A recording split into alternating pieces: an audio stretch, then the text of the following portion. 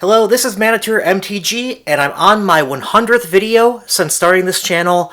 I know there's more videos on the channel.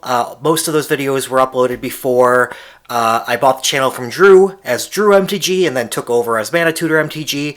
So I'm only counting the videos I've made since taking over the channel in July of 2020, but it is my 100th episode, so I'm happy to have made as much content as I had, and I look forward to continuing on with the channel at roughly 2 videos or so a week. I have a box opening to do today. Before I do that, I do want to show this kind of weirder product, Wyvern. It's not a Magic product, but I actually got this as part of a collection purchase for Magic. And occasionally, as you do these kind of collection buys, you'll get other product being offered into the bundle that you don't specialize in. Now, I do not specialize in what Wyvern, I'm not sure how to say it, but it came out around the same time that Magic did. And it's interesting because it relates to Magic in that you can actually get, to some degree, Magic cards in these boxes. Now, this box is beat. It's actually ripped apart. It does have all 36 booster packs inside. And I think the packs, I don't know if you can tell, I can't really get it out, and somebody did just buy this in as-is condition. They're actually based in Austria where they're buying it from, so you can kind of tell. I've had this up for, I don't know, 5 months or so, and it just now sold, and to somebody in Austria. So it's very limited market you're dealing with since it's an out-of-print card game. It's kind of a failed card game in a way. But people did love playing this back in the day. It was printed around the same time as Fallen Empires, and the packs inside kind of look like they almost could be Fallen Empires packs. They have the same wax packs kind of thing going on here. I can't quite get a pack out, I don't think, to show you. But this particular edition, I think, is like the alpha of it all. There's other editions that look a lot like this, but like Wyvern Limited Edition, but this one's the Premier Limited Edition, and there are some really rare cards you can get in this particular set. So how this relates to Magic. This was printed the same time as Fallen Empires, and Cardamonde, I guess, must have printed these, and when they printed them, they actually screwed it up to the point where you can actually get Fallen Empires, or Magic the Gathering card backs, I guess, with Wyvern fronts, or maybe it's the vice versa, maybe it's Fallen Empire cards with Wyvern backs. But yeah, two different card games on one card, and those are, if you do open those up, they are quite rare and valuable. The misprint community in general is something that I've kind of gotten some more interest in lately. I've been talking to some people about it. I have a misprinted Plains where it's like miscut, it's shifted to be like, I don't know, 75% of the card is off the actual card, and it kind of has the next card below it slightly printed onto the card. And the guy I talked to said that Plains, it's an Ice Age Plains, is worth probably around like $40, just the Plains. And then you can get up into many hundreds of dollars for misprints. I'm not an expert in misprints, but that's why people open up these, is you can get Fallen Empire's misprints within them. You can also get some very rare cards in Wyvern, specifically in this set. They had a like gold dragon or gold Wyvern and a silver Wyvern card that if you got both of those, you could mail that in for like a free box or something like that. I don't have all the details, but those are also exclusively in this set. So I imagine the person who's buying this is just going to crack them open and see if they get Fallen Empires or gold and silver Wyvern cards. So just wanted to share that. That's not the point of this video. The point is actually all Magic cards. But while I open up these packs, I have some booster boxes. I have some booster packs, all very rare. I like this box alone, and just booster packs should have well over $1,000, and this is probably near 1,000, and we have several thousands in here. So that's kind of your little teaser. But I kind of want to talk a little bit about the channel while I open these, being it's my 100th episode of this channel, and kind of review a little bit of like what's been working, what hasn't, and kind of where I see this channel going, along with some side tangents. So with that, let's get to cracking, and I will talk about the channel. So the channel focuses on, and I think always will focus mainly in on, these box openings. I am an MTG sealed collector, investor, passionate about that. So I'm always going to keep doing these openings. And it's easy to make. I don't script these videos. I enjoy them. and not everybody can open up all this kind of sealed product. And other than, say, Rudy, that shows sealed product all the time as a multimillionaire in it, this is sort of more of your everyday, common man doing the investing. So I think it's good to show this to people. They seem to like it. Those who are passionate about the channel and really follow me seem to like this content the most. Let's get into what this is. We have a Antiquities booster pack. Pretty good condition. Yeah, it's good. I'm gonna see if there's like a note in here. Nope, just an eBay receipt. So that's pack one. So I'm going to keep doing those videos, but I will say the videos that have gotten the most hits are not from subscribers, but they get shown the most to other people and expand the channel, is my talking heads content. So less more of this, what you're seeing now, more of like my face. But because I think it's more the content of those videos.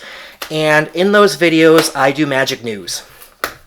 And those videos, just for reference, if you don't make YouTube videos or have never made one, obviously the length is different for everybody, but it takes me around 4 hours or so to script, perform, speak, and edit and launch those videos. And whereas one of these videos takes, the 15 minutes I make in the video, I don't edit them, and I just upload them. So the order of magnitude of video effort is, what is it, like 16 times the effort to do one of those videos. And it's, I'm passionate about all of it, but I enjoy this more. But I've been thinking, in order to monetize my channel, I don't make any money off of YouTube, and that's fine.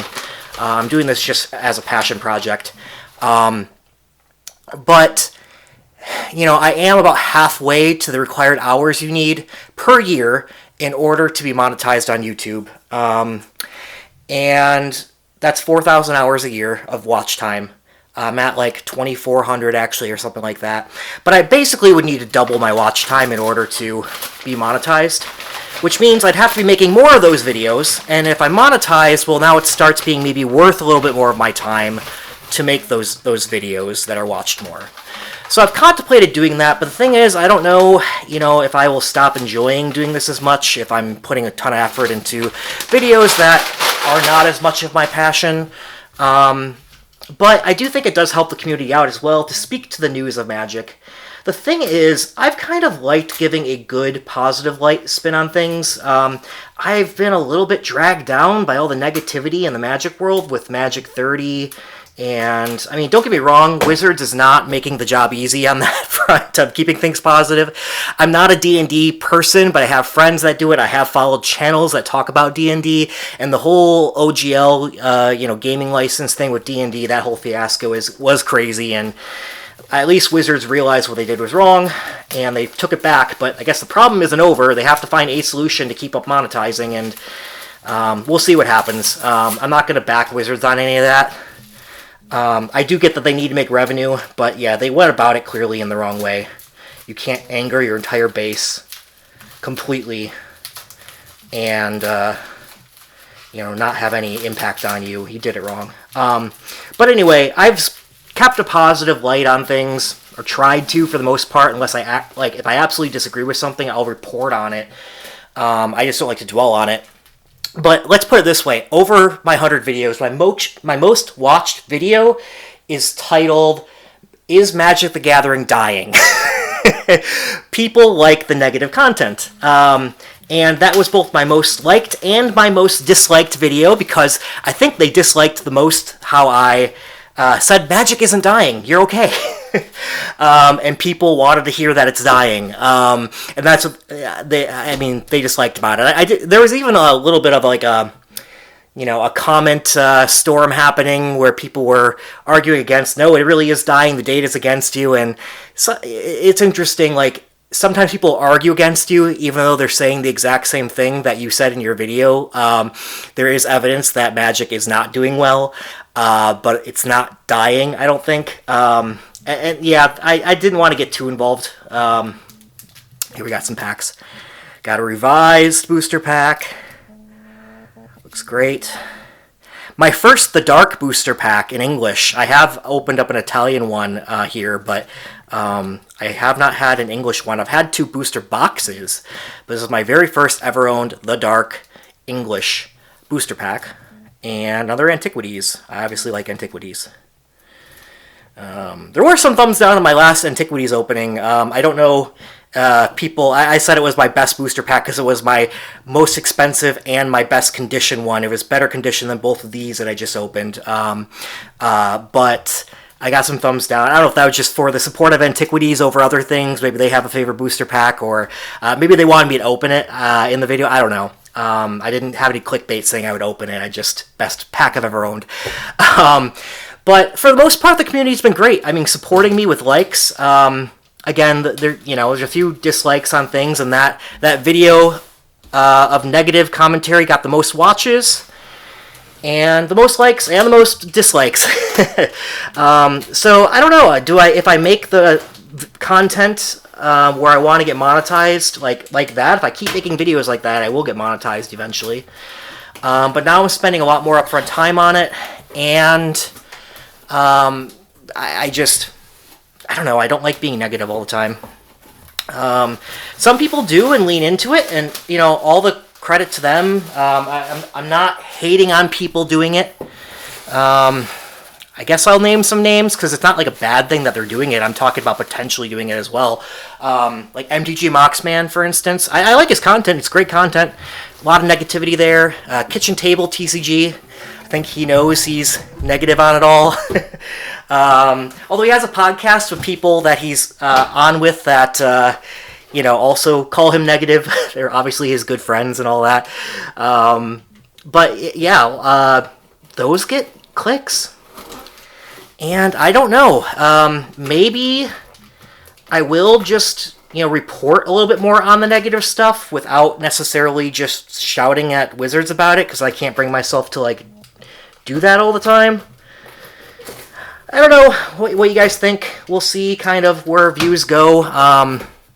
Again, I'm not doing this for the views. I do this as a passion project, so I'm trying to debate how far to take this channel. But if I want it to grow, I probably need to get more into that kind of content.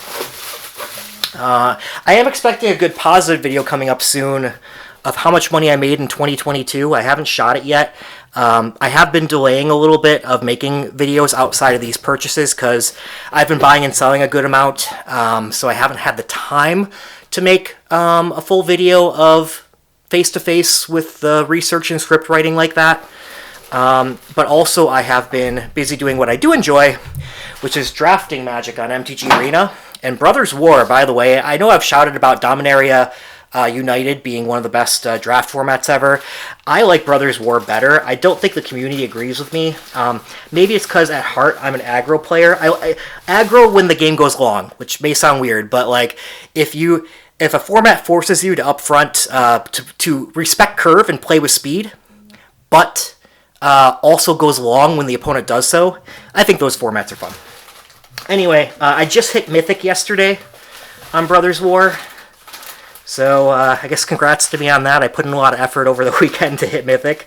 I've hit it several times for most of the last several sets, but hadn't had as much time to play, and finally got some time to play, so happy to hit it. I'm ranked just about 300th in the world, I think, on that, in the Mythic rankings. I'm probably not going to play anymore to go try to rank up higher in Mythic, because I'm going to start prepping for Phyrexia LB1, which means researching the cards, grading them, all that. I don't think I'm going to make grading videos on Phyrexia LB1 Limited with this upcoming set, because it takes a long time to do, and again, it's gotten less watches than other things. Now, what keeps me wanting to make those videos... Sorry, I had to swap out my battery there. It just died on me, but I didn't move anything. So what makes me want to make the videos of draft reviews is a couple people who have seen those have said they really enjoy the content, and it's helped them do well in sword drafts, things like that. What have we got in the line? Oh, this is actually way worse condition than I thought. Okay. We got an Alliance's booster box, but it's got that. That said, I did get a good deal on it, so I don't know. We'll have to see what I do with this box. But yeah. Here's the Alliance's box. Anyways, I'll take a look at that afterwards in more depth. With the videos of draft, yeah, people have said it's helped them out. So I don't know. I might skip a set in doing those reviews, but eventually, again, I think in my last video I mentioned I'm looking to retire early. I am in my mid-30s. I'm hoping to retire before 40. And that's just being frugal and saving up the money to do so. And in doing that, once I do take time off in a few years, I likely will be playing a lot of Magic and doing content on Magic. Maybe join the likes of what you've seen with some great podcasters in Limited. My favorites being Lords of Limited, Limited Resources. Sam Black's content on drafting archetypes is awesome. If I were to make any channel, I'd want to make a channel like his. Limited Level Ups is also really, really good as well. Yeah, those are the main areas that I find my limited content. And again, you can go infinite on Arena without putting any money in. I haven't put in money in about 5 years on Arena. Just playing and having a win rate above, say, 55%, you can kind of play forever on that with Draft. So that's a good reason to play Draft over Constructed, but I know most of you like Constructed more.